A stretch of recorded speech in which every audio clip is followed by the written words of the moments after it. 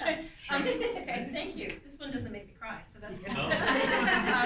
The occasion, this poem actually comes from two different elements coming together. One was my closest friend at the time had moved away, and we were having long evening conversations as she was starting her teaching career in a small town. And one of these conversations, she just made a comment that stuck in my head for years.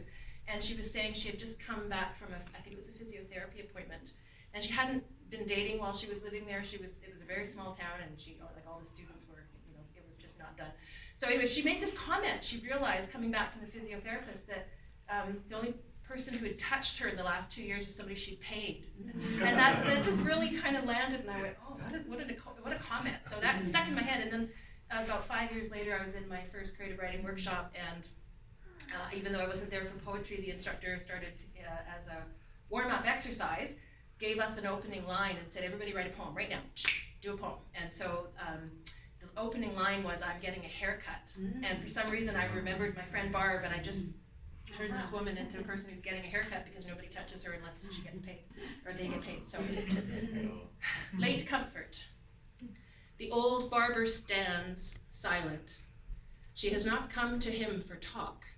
His warm fingers linger at the nape of her neck. In the oval mirror, she looks away. Too soon. They both know she is back too soon.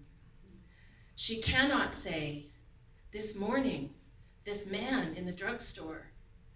Checkout, young, hot from tennis, wrists still wrapped in sweat-soaked bands. How he caressed his girlfriend's neck, then loosed her ponytail as she laughed, counting coin, counting on his touch.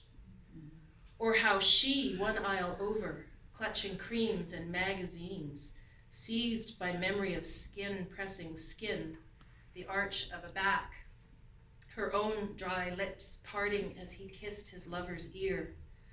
With sudden breath, drew his gaze to where she stood, exposed in the express line, and he smiled. She cannot say why she fled without change. Yet the barber smiles, crosses to the sink, points to the lower chair that demands a patron curve her back, surrender to his hands.